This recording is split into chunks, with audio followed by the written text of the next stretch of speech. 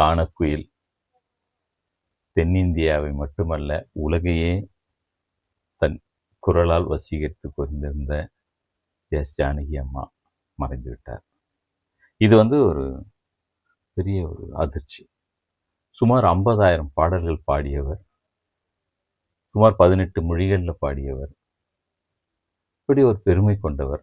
ஆனால் அவருக்குள்ள இருந்த ஒரு பெரிய வருத்தம், அதை அவர் வெளிப்படையாக வெளிப்படுத்தினார். அது செய்தியாகவும் எல்லாத்துலேயும் வந்தது. அதையும் சேர்த்து இன்றைக்கு பார்ப்போம். அவருடைய பெருமைகளை பார்ப்போம். தமிழ் திண்ணை நேயர்களுக்கு என் அன்பான வணக்கங்கள். எஸ் ஜானகி அம்மா நமக்கெல்லாம் தெரியும். அந்த சிங்கார வேலனே தேவா என்ற பாடலில் அவங்க பாட ஆரம்பித்து, ஏன் பாட்டை நிறுத்திவிட்டாய், உன் இசை என்னும் இன்ப வெள்ளத்தில் நீந்துவதற்காக ஓடி வந்து என்னை ஏமாற்றாதே அப்படின்னு சொன்னார்ல. அதே மாதிரி இன்னைக்கு ஏமாத்திட்டு அவங்க நம்மகிட்ட போயிட்டாங்க. மிகப்பெரிய பாடகி.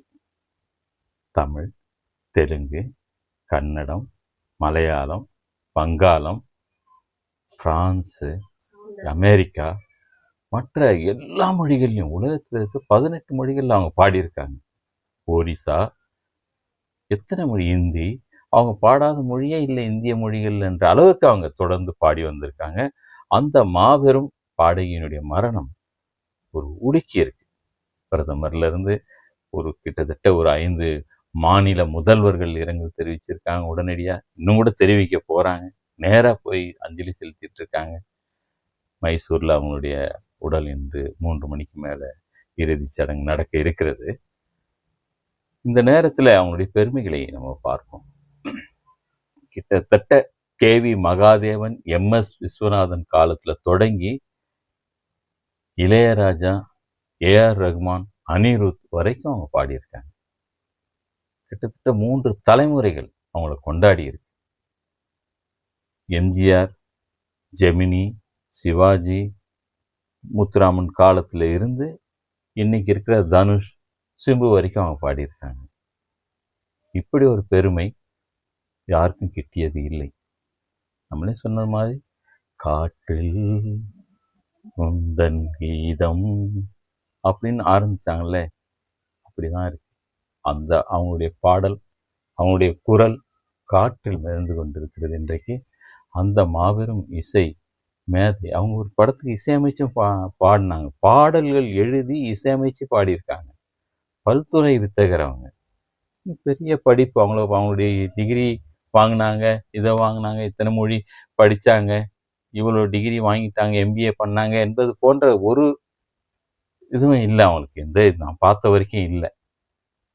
எனக்கு தெரிஞ்சவங்க பள்ளி படிப்பு படிச்சிருப்பாங்கன்னு தோணுது. ஏன்னா மிக சின்ன வயசில் 16 வயசுலேயே அவங்க 18 வயசுலேயே அவங்க பாட வந்துட்டாங்க. அவங்க 15 வயசுலேயே கற்றுக்கிட்டு பாட ஆரம்பித்தாங்க. அதனால் அவங்க கல்லூரிக்கெலாம் போயிருக்க வாய்ப்பே கிடையாது. இதெல்லாம் ஒரு பெரிய தெரிந்து கொள்ள வேண்டிய ஒரு பாடம். திறமை தான் முக்கியம். படிப்புன்னு சொல்லிட்டு இருக்கிறது ஒரு பக்கம் இருந்தாலும், திறமையால் வந்தவங்க நம்ம நிறைய பார்க்குறோம். தமிழ்நாட்டு தலைவர்கள்ல இருந்து பெரிய பெரிய மேதைகள், இசையமைப்பாளர்கள், தனித்திறமை வாய்ந்த பலரை நம்ம பார்க்குறோம். பெரிய டிகிரி வாங்கணும் இல்லை. அதனால் அதை ஒரு குறையாக நினச்சிக்கிட்டு வாழ்க்கையில் வருந்தி கொண்டு இருக்க வேண்டாம் என்பதையும் இந்த நேரத்தில் நான் சொல்லிக்க விரும்புகிறேன். அவங்க ஆந்திராவில் குண்டூர் என்ற இடத்துல பிறந்தவங்க.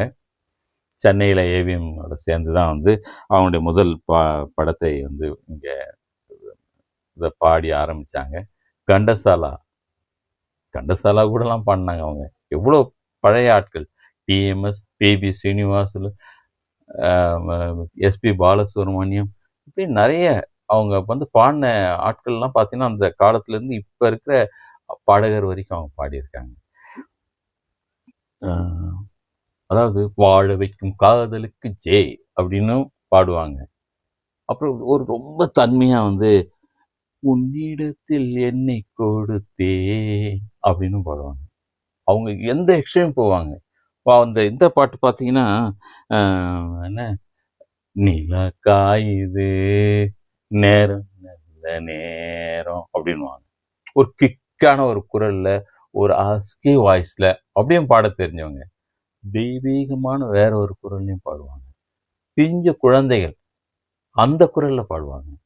அவங்க குரல் அது எப்படி வந்து இறைவன் கொடுத்த வரம்னு சொல்கிறாங்களே, நமக்கு நம்பிக்கை இருக்கோ இல்லையோ, அந்த மாதிரியான ஒரு பொக்கிஷம் அவங்க. அது வந்து பெரிய ஒரு அத்தனை குரல்கள் அவங்க பாடியிருக்காங்க. ஃப்ரெஞ்சு பாட்டு எப்படிங்க பாட முடியும்? பெங்கால் அந்த லாங்குவேஜே தெரியாது அவங்களுக்கு. சுத்தமா ஒரு எழுத்து தெரியாது. ஒரு அர்த்தம் புரியாது. ஆனா அவங்க அதில பாடியிருக்காங்க. இந்த மாதிரியான ஒரு பெரிய திறமை இனிமேல் வருகிற பாடல்களுக்கு கிடைக்குமா அந்த மாதிரி வாய்ப்பெல்லாம்னு எனக்கு தெரியல. அதனால தான் இவங்கள எல்லாரும் கொண்டாடிட்டு இருக்காங்க. அவங்களுடைய இரங்கலுக்கு அத்தனை பேர் துடிக்கிறாங்க. 3 தலைமுறையை வசீகரித்த குரல்னு சொல்லிட்டு இருக்காங்க. இது எல்லாமே நம்ம பார்க்கணும். கிட்டத்தட்ட அவங்க வந்து அந்த விதியின் விளையாட்டு அதுதான் அவங்க 1957ல ஏவிஎம் கூட சேர்ந்து எடுத்த படம் அது. அதில் தான் அவங்க முதல்ல பாடினாங்க. அதுதான் அவங்களுடைய முதல் பாட்டு. அதே மாதிரி கொஞ்சம் சலங்கை படத்தில் நான் சொன்ன மாதிரி சிங்கார வேலனே தேவா என்ற பாட்டு அவங்களுடைய அறிமுக பாட்டு. அதே போல் 4 மாநில விருது தமிழ் மாநில விருதுகள் வாங்கியிருக்காங்க. 4 மாநிலங்கள்லேருந்து வாங்கியிருக்காங்க. ஆந்திரா, கன்னடா, மலையாளம் எல்லாத்துலேயுமே வாங்கியிருக்கு. கேரளா எல்லாத்துலேயுமே அவங்க விருதுகள் வாங்கியிருக்காங்க. இத்தனை இருந்தும் அவங்க ஒரு விருதை மட்டும் முதல்லயே சொன்ன மாதிரி அவங்களுக்கு இருந்த ஒரு வருத்தம், ஒரு விருதை அவங்க தவிர்த்தாங்க. அந்த விருது சாதாரண விருது இல்லை. பத்மபூஷன் இந்திய அரசு வழங்குகிற மிகப்பெரிய கௌரவம் இல்லையாது. அந்த விருதை வேணான்னு சொன்னாங்க.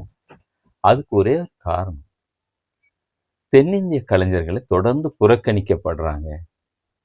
அவங்க எவ்வளோ அமைதியானவங்க. ஜானகியை பற்றி யாருமே இப்படி ஒன்று கேள்விப்பட்டே இருக்க மாட்டாங்க.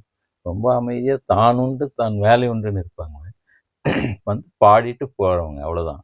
அதுக்கு மேலே அவங்கள பற்றி ஒரு கான்ட்ரவர்சி கண்டுபிடிக்க முடியல. அந்த மாதிரியான ஒரு பாடகி ஒரே ஒரு விஷயத்துக்கு மட்டும் குரல் கொடுத்துருக்காங்க என்பதை நம்ம இந்த நேரத்தில் யோசிக்கணும். தென்னிந்திய கலைஞர்கள் ரொம்ப புறக்கணிக்கப்படுகிறாங்க, ரொம்ப தாமதமாக தான் அங்கீகரிக்கப்படுகிறார்கள் என்பதை சொல்வதற்காக அந்த விருதை புறக்கணித்து நாட்டு மக்களுக்கு உணர்த்தினார். இது வந்து ஒரு பெரிய அவர் மேலே ஒரு பெரிய மரியாதை ஏற்படுத்துச்சு. ஏன்னா தென்னிந்திய சிவாஜிக்கு எவ்வளோ லேட்டாக விருது கொடுத்தாங்க. சிவாஜி இவ்வளோ பெரிய நடிகர்னு போராடி கொண்டாடிட்டு இருக்கிறோம். அந்த கலைஞருக்கு ஒரு வாழ்க்கை கொடுக்கறதுக்கு எவ்வளோ நாள் ஆச்சு? யாருக்கோ கொடுத்த முடிஞ்சவனே வாழ்க்கையை கொடுத்தாங்க. அவர் கடைசியா அவர் வந்து ஒரு ஒரு ஒரு 70, 60, 70 வயசு நடித்த வருஷங்கள் நடித்த பிறகு கொடுக்குறாங்க. இதெல்லாம் பெரிய தவறுகள் அவங்க பண்ணியிருக்காங்க. அதை உணர்த்தும் விதமாக ஜானகி அதை பண்ணாங்க என்று நான் நினைக்கிறேன். அது வந்து அந்த விருதை அவங்க புறக்கணித்ததன் மூலமாக அதெல்லாம் பண்ணாங்க. அப்புறம் வந்து காலத்தை வென்றவன் நீ, அடிமை பெண்ல காவியமானவன் நீ, அந்த பாட்டு பாடினது அவங்க தான். தூக்கமும் கண்களை தழுவட்டுமே அப்படின்னு பாடினவங்க அவங்க தான். குயிலே கவி குயிலே அப்படின்னு பாடினவங்க அவங்க தான். காற்றில் எந்தன் கீதம் அப்படி சொல்லிட்டே போகலாம். ஏன்னா அது 50,000 பாட்டு பாடினவங்களே நான் ஒரு 5 பாட்டிலலாம் அடக்க முடியாது. ஒரு ஒரு பெரிய கடலை வந்து சிப்பிக்குள்ளே அடக்கிற மாதிரி தான் அதெல்லாம். அதனால் அவங்கள பாட்டு நீங்கள் சும்மா இதில் போட்டாவே வரும். பல 1000 பாடல்கள் நீங்கள் தொடர்ந்து கேட்க முடியும். அந்த மேதைக்கு நான் என் கண்ணீர் அஞ்சலியை செலுத்துகிறேன்.